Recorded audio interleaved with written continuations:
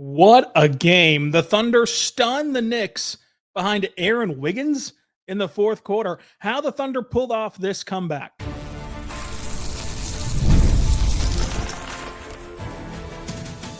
You are Locked On Thunder, your daily Oklahoma City Thunder podcast. Part of the Locked On Podcast Network, your team every day.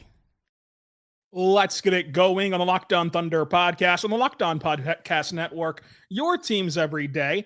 I am your host, media member, and beat writer for Thunder on SI, Ryland Styles. Follow me on Twitter at Ryland_Styles. Follow the show on Twitter at LOThunderPod. Email the show, LOThunderPod@gmail.com.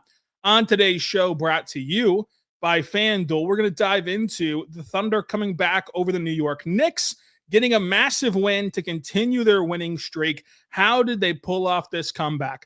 FanDuel, of course, the NFL playoffs are almost here, and it's not too late to make an impact on the regular season. Get in on that action with FanDuel, because right now, new customers can save on a season-strong end-of-the-year promotion, $250 in bonus bets with your first $5 bet. If it wins, go check it out today at FanDuel.com to get started.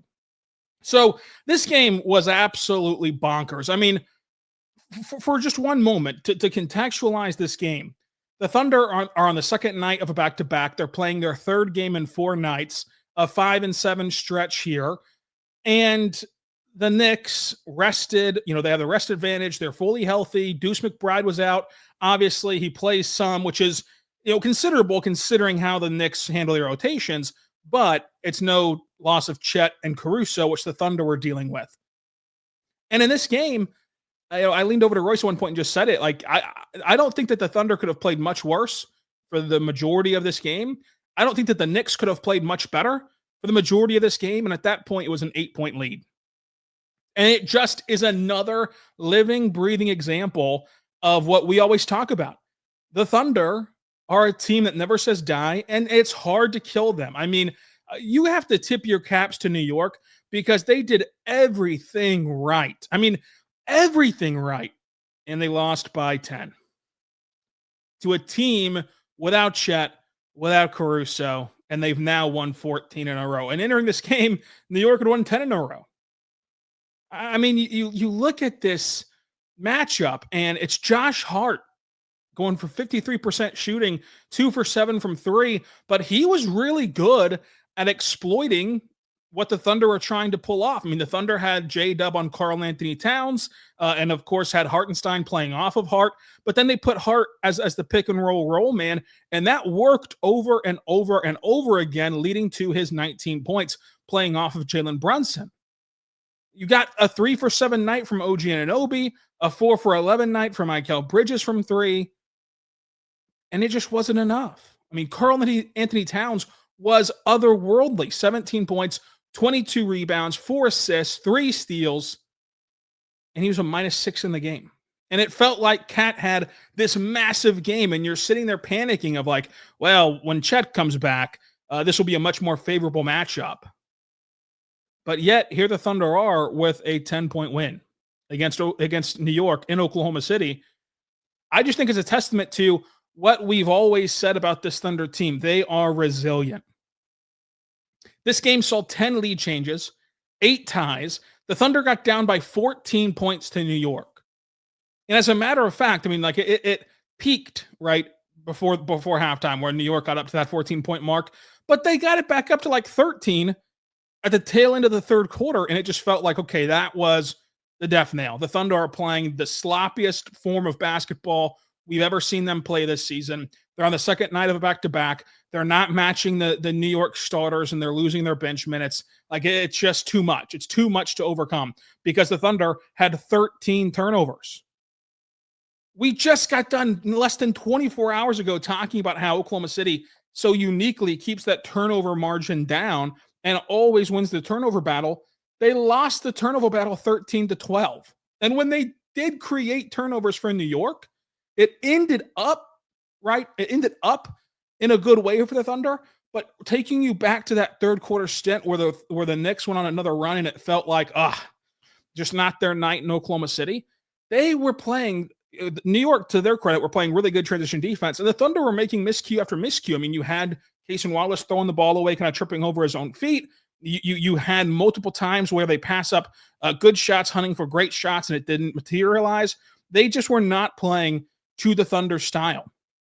And playing that way got them down 14, then again got them down 13 or 12 points in that third quarter. And yet the Thunder win by 10, which was their largest margin, and it came at the very, very bitter end of this game. Because the Thunder were resilient. And when it's all said and done, I know what it felt like. I was in the arena. I know what it felt like.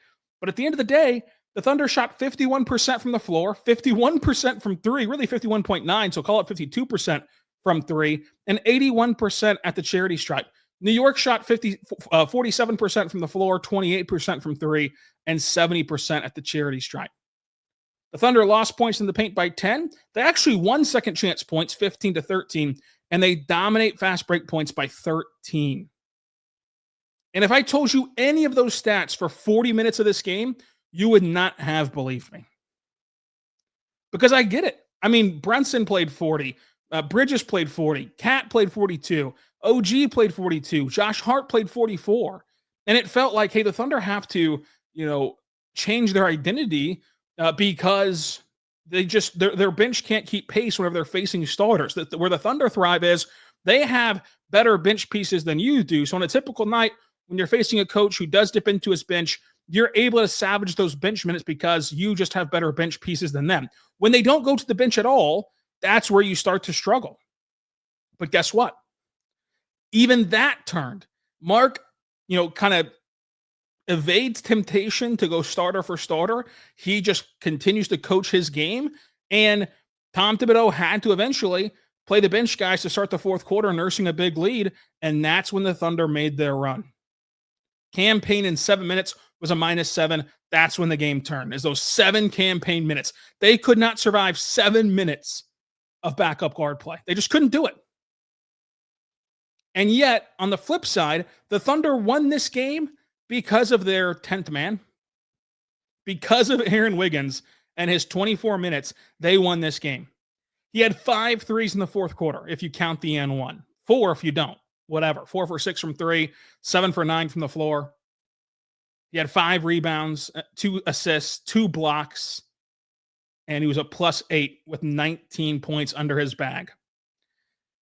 It's just a wild win. This is by far their most impressive win. This is the toughest team that they've played. This is a team that of course, they had circled with the Hartenstein rematch and all that goes into that. But it is their most improbable win as well. It can be very impressive, but also very improbable because there was 2 different times in this game where it felt like, all right, that was the death nail for New York. They're able to pull out this win against Oklahoma City and snap this streak, which can't go on forever. And the Never Say Die Thunder would not let it happen. And neither would the crowd. This was a playoff level game with the way that New York was playing. This was a playoff level crowd and a gutsy win from OKC in which they saw adversity. I mean, they went into it with adversity of not having Chet and Caruso. They lose A.J. Mitchell, who only played 13 minutes off the bench, and he has a sprained toe, and we'll see the update on that tomorrow. But you didn't have who's been your best bench player through this stretch, A.J. Mitchell. You did not have him through the end of the game. And whenever you did have him in that short 13 minutes, he went 3 for 6 and had a couple and ones. I mean, a free throw trip, I should say. 8 points and 1 rebound for A.J. Mitchell in that short stint. I still don't know how to kind of explain this Thunder win, and we're going to try to get through it together on the other side. But first, I want to say right now, our good friends over at FanDuel, go check out FanDuel today because you can still finish the NFL regular season strong. I get it. I know there's only 1 week left, but you can make the most out of this 1 week because right now, new customers can finish strong with a $250 bonus bet if you win your first $5 bet. There are so many ways for you to pick up a W. I love betting on which players will have the first touchdown, who will have the most points on each team. It's thrilling. So go check it out today at FanDuel.com. And when you do at FanDuel.com, it's your chance at $250 in bonus bets if you win your first $5 bet. Make every moment more at FanDuel. It's the official sportsbook partner of the NFL. And if you only like the NBA, guess what? They have that for you too, where you can bet on tomorrow, the Denver Nuggets playing the San Antonio Spurs. The Spurs, 1.5 point underdogs. Go check that out. We're back on the Locked On Thunder podcast, on the Locked On Podcast Network, your teams every day. We've touched on Wiggins, but man, we have to continue to go back to it. Aaron Wiggins, he was special in that fourth quarter. The Thunder continued to trust him. They continued to find him, and he nailed his open looks. And that's exactly what you want from, your bench player. And these are the kind of games that I think you can learn from. And I know that we typically view learning experiences only through the lens of the playoffs. But think back to the last postseason, where the Thunder were ousted in 6 games with a 0-point differential against Dallas, where the margins were so small. What did Dallas do overwhelmingly better than Oklahoma City? The first thing top of mind is that their role players played at an exceptionally high level with exceptional confidence. And I think that you started to hear Shea talk about that and notice that whenever Shea himself said that this season he's focused on putting his teammates in a better position and thus, making them more comfortable for the postseason, whenever he was asked about kind of what those reflections were like after that Dallas series. And I'm not saying that this one game changes everything, but a key reason why you're so mad at PJ Washington and why you still shudder at that name is because he was willing to shoot, because the Thunder were willing to let him shoot, and because he knocked down those shots with confidence when those things happen. Guess what? This Thunder team has SGA, Jalen Williams, Isaiah Hartenstein. When healthy, they have Chet Holmgren, which they will have for the postseason, if everything goes as according to plan. You're going to have to let somebody shoot. You're going to have to give something up. You can't take all of that away in the postseason. And when that happens, somebody has to be ready to answer the call. And what you saw from these role players last year in those scenarios was hesitation. It was passing up good shots in hopes of finding great shots that never came. What you saw tonight in those situations against a playoff level team and a playoff level defense in a playoff level environment was when that ball went to Wiggins, he did not think about it one time. He just launched it.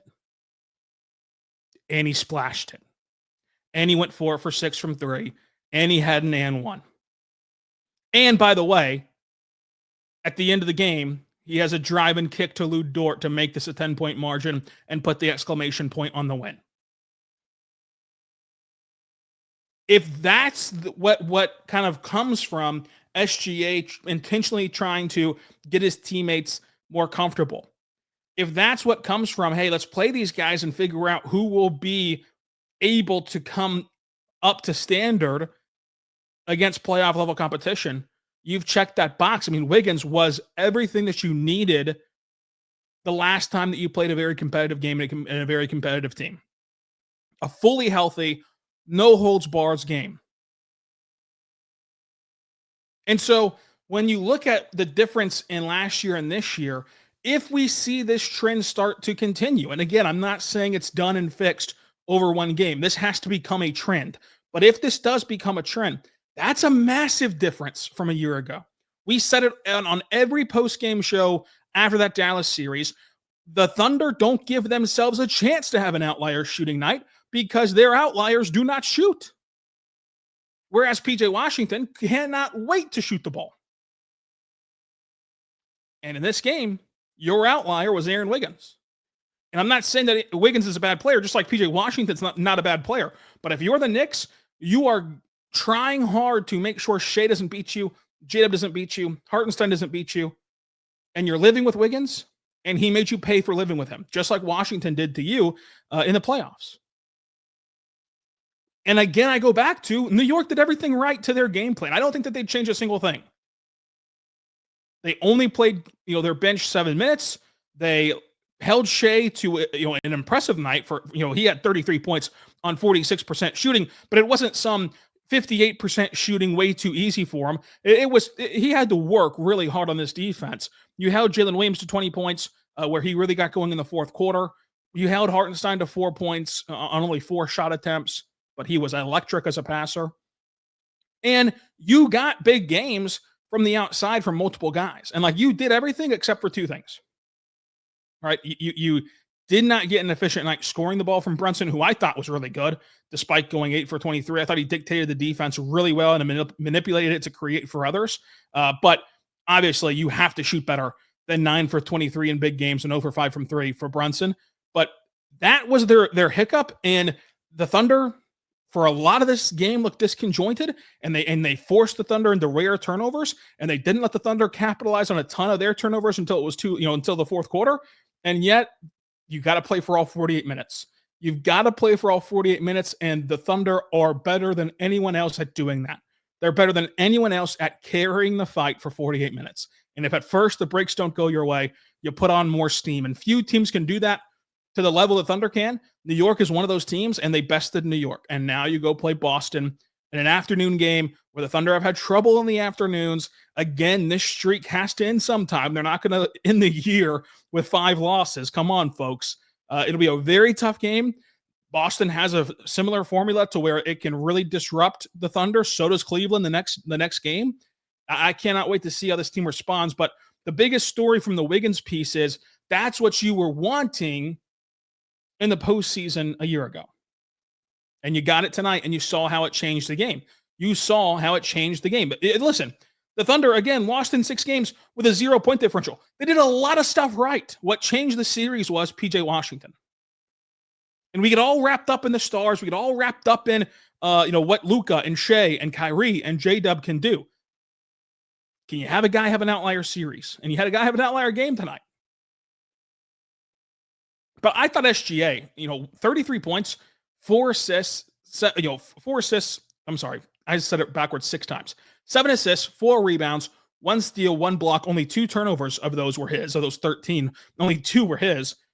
I thought that he was really good. And I thought that, for as good as he was, like as good as 33 points sounds and the plus 10, and for as good as he was, man, it could have been a banner day. It could have been a day that put a bow on the MVP race today if those shots fall, because the Knicks do deserve a lot of credit for how they harass Shea. I'm not trying to take anything away from them. By the same token, some of those misses were shots he hits every single game. And some of those misses were shots that, like, they're halfway in and they don't go in. And if you start to count those and you get just a normal bounce from the rim for Shea, again, he has a night that you just put the kids to bed in the MVP race. I thought Hartenstein was excellent. Hartenstein was the difference maker in this one. Plus 11, 4 points, 14 rebounds, 7 assists, 1 steal, 1 block. He had the 3 turnovers, but man, his passing is on a different level. But what I want to talk about today, because we did talk about his passing yesterday, Isaiah Hartenstein has mastered, and I mean mastered, the art of screen setting. And it's interesting because he did play those handful of games in November, but one of the easiest ways to break down his stats and try to compare it to the whole league who've been playing the entire time is to look at December stats for him. When you look at Hartenstein and what he does as a screener, he is special. 6th in the league in screen assists. He creates 115 points off of screens because he understands the angles better than anybody. And I think that you can love the way that he puts his body out there and just wipes away guys. That's for sure worth noting. And it's a bigger frame, a more physical frame, which you're not used to seeing in Oklahoma City since Steven Adams was here. But it's the angles that where he can open up his hip and just cause you to go 16 miles to track down a guy who's only gone 2 and really take you out of the play and free up open jumpers, free up open looks for his guards. And that's what you're seeing help the Thunder offense in a big way. And he's so intelligent with like when to set the screen, when to re-screen, where he had a 3 that he let Shea walk into just because he screened 3 times on Josh Hart. And he knew when to hit it in accordance to Shea, and he was able to free him up for an open 3. Of course, Shea had that spin cycle that left Josh Hart on the ground. So Josh Hart had his work cut out for him defending Shea. But whenever you're defending the best scorer in the world, it's hard to complain whenever you only let up 33 points on 43% efficiency. So I can't bemoan Josh Hart too much for his efforts. I thought that the Knicks did really well, but by the same token, they were in danger. They were in danger all night long when Shea was on the floor. Coming up, let's talk about J-Dub, Lou Dort, and the rest of this team. But first, I want to say right now about our good friends over at Game Time. Go check out Game Time today because I love going to live events, whether it's sports or music, theater, comedy. My favorite memories as a kid is going to see some AAA baseball, watching the future major leaguers and keeping track of how they do after they leave Oklahoma City. So you can make those memories too at Game Time. It's so much easier to get your tickets at Game Time for your favorite events with their new features such as Game Time Picks. It's a feature that filters out the fluff. They only show you the incredible deals on very good seats, on great seats even, so you don't waste your time searching through thousands of dots on a map. You get the best deals, the best seats over there. I also love the Game Time selection on the feature where you can toggle in all-in pricing because you get the total cost up front, no surprise fees at checkout. It takes the guesswork out of buying tickets with Game Time. Go download the Game Time app, create your account, and use code LOCKEDONNBA for $20 off your first purchase. Terms and conditions apply. Again, create your account, redeem code LOCKEDONNBA for $20 off your first purchase. Go download the Game Time app. What time is it? Game time. We're back on the Locked On Thunder podcast and the Locked On Podcast Network, your teams every day. Look, this game could have gone a multitude of directions. I think ultimately, you saw why Mark stayed true to what he does. He trusts these guys to go make plays. And what I found interesting about it was a tale of two different styles where Tom Thibodeau runs a playoff rotation from the word go in the regular season, and he trusts his top five guys and only plays the rest when he has to. And it burned him. I don't think that, no offense to Campaign, Thunder legend and all, I don't think that Campaign was prepared to play in this game. I don't think that he was prepared to nurse this lead. Whereas the Thunder, they trust 12 guys a night to go handle business and to figure out how to navigate through stretches of this game. And what I found so interesting about Mark was how disciplined he was, because it would have been so easy. So easy. And if I was a coach, I'll tell you, I would not be very disciplined. It'd be so easy to say, you know what? Forget it. Hartenstein, Shea, Dub, you guys are playing the whole time. Like when they're on the floor, you're on the floor, and you get out of what you do. You get out of your element. You get out of your comfort zone. And a great example is the trust that Mark has in these guys, I think, is why they play so hard. Because when they start the fourth quarter, the Thunder cut it to 4. And then, Thibodeau calls a timeout. And then they go on another run, cut it to 2, and Thibodeau calls a timeout with like 8:30. It's from this perspective, right? From not being Mark, it's only a minute 30 before you put Shea in anyway. Put him in right now when you're only down 2 and when all the momentum's on your side and the crowd's going crazy, put him in right now. Like that's what I would have done. That's what a lot of you would have done. It's only a minute and a half. What's the big deal compared to Shea's normal rotation, which is whenever he gets in at, the 7:30 mark of the frame. And yet, after the second timeout from Tom Thibodeau, it's Isaiah Joe. It's the same lineup that was out there previously to the timeout. And you're thinking, when they come out of the huddle, you're thinking, why not just why be so rigid? Why be so disciplined in what you're trying to do? Why not put Shea out there? But he saw something that he clearly liked from that run. He trusted those guys to replicate it, even though he knew, right, that New York was not calling that timeout to send Campaign back out there. They were calling that timeout to get their starters back out there. He's not a silly guy, a dumb guy. He knows what New York's going to do after that timeout. He stayed disciplined. The Thunder go get the lead. The Thunder battle for a couple more minutes, and Shea comes back in at his normal time, down 1. So if you remember, in that timeout where even myself is like, hey, you should put Shea back in. In that timeout where that was going on, you're down 2. He lets those guys play. You at one point grab a lead, and Shea comes in at his normal time from the scores table, down just 1. So they gain ground again. They gain ground that whole fourth quarter. That's an impressive level of discipline. Because as much as he tries to make himself seem like a robot, Mark's not a robot. He has emotions. He probably wanted to go win this game. He probably wanted to go fight fire with fire at times, but he somehow has that restraint to not do it. So I just found that very interesting because, I thought that the best course of action would have been to fight fire with fire. And what turned out to be the best course of action was let's play our way of basketball because we know it's going to be somebody's night. And that somebody was Wiggins. And if a lot of you had your druthers at halftime, Wiggins would have never touched the floor. I just think that that's very interesting of why the Thunder believe in this style of play and believe in what they're doing. And to have that belief, even when things are going poorly, even when things are not going your way. Jalen Williams, I thought played a really good fourth quarter. You can pick apart his offense. A lot of it is the ball's not going in the basket. And some of it, like the critique I think is justified for J-Dub is he's got to be more aggressive, getting downhill, getting all the way to the rim and punishing that rim. And that's what he did in the fourth quarter where he goes 3 for 4, 3 for 3 inside of the arc. He has 6 points, 1 board, 1 assist, 1 block, and he played all 12 minutes, and he was a plus 18 in the quarter. He gives you such energy. He gives you such a jolt that even when he has struggling quarters or struggling weeks or whatever, you know that he's going to do something positive each and every night to help you win games. And he was positive all throughout the night, especially defensively, to help you win games. But man, in that second half, and especially highlighted in that fourth quarter, when he was able to get downhill at the rim, you saw why that's a part of his game that we were harping on. Isaiah Joe hit a massive step back 3 over Cat that if he does not hit that, it does not turn the tide of this game. You probably do not win this game. SGA had 8 points in 7 minutes in that fourth quarter, including an improbable scoop shot in the lane. And then Cason Wallace was ridiculous defensively. He was awesome.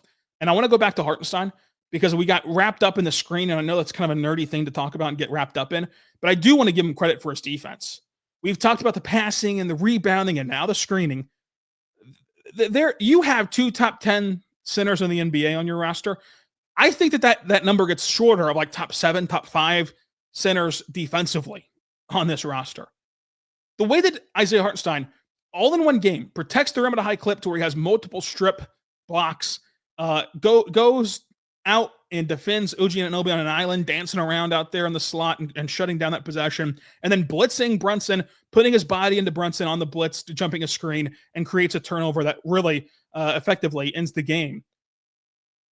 That's special stuff. Like, that's all defensive stuff. And I think back to what Shea said about how, maybe he does not get the attention he deserves or like the respect he deserves defensively, or people are shocked by how he plays defense, right? Like, that was how the question was posed of like, are you shocked that people are shocked that you play defense at this level?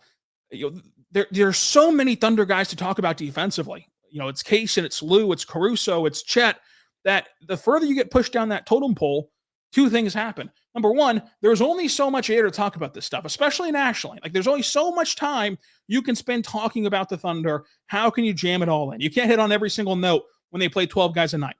But even against other NBA teams, like one of 30 NBA teams, look, this team is so good defensively, they're historic, but somebody has to be the guy you go after. Like, somebody has to be the guy that you say, okay, we'd rather see him, even if it's the best of the worst options, which is what Shea is. Like, you can attack Shea, quote unquote. It's still not very easy, but it's easier than Lou, Kaysen, Dub, Chet, Hartenstein. And so I just think that Hartenstein gets pushed down that totem pole just like Shea, where you can kind of underappreciate just how good he is defensively, because in your mind, you're kind of thinking, well, he's not even their best defensive center. And he's not, but man, is he excellent. He's excellent on the defensive end. I feel like we could talk about this game for 3 hours, much less 30 minutes. But what a game it was. Let me know down below your biggest takeaways. I thought that Jay Whale played a really good game. This is a guy that gets beat up a lot on social media, but 3 rebounds. He hit 2 for 3 from 3, the only shots he took. 1 assist, 1 block. I thought he played well in the pick and roll, despite what some might think if you go back and actually watch. +3 off the bench in 7 minutes of work. He was the first big off the bench. I thought he was good in this game for OKC, and they mainly did it by playing either small or playing with Hartenstein, because he got 7, Kenrich got 8 minutes, but the Thunder were just excellent in their comeback after playing what I would summarize for 2.5 quarters would be some of their worst basketball of the season, the worst basketball of the season, rivaled by only the Milwaukee game, which didn't actually happen, according to the NBA stats. But man, what a finish it was, what a game it was. And we get to do it again. There's no time to slow down. You got to play Boston at 2:30 on Sunday. The reigning champs, who are on a 3-game winning streak of their own, just beat Houston. And that's going to be a star-studded marquee event on NBA TV. I cannot wait. It's just going to be awesome. I can't say it enough. But thank you all so much for listening to the show. Again, the growth of the show has been awesome. I really appreciate all of that. And if there was someone at the game, if you've made it this far, there's somebody at the game who said that he loved the show and he wanted me to sing Elvis on the show. And many of you out there, I won't call you up by name, but many of you hate, like despise when I sing. Despise it. And I get it. I'm a terrible singer. But because you asked in person, I'll sing. So if you don't want to hear me sing, click off. Well, that's all right, mama. That's all right for you. That's all right, mama. Just any way you do it, that's all right. That's all right. That's all right now, mama.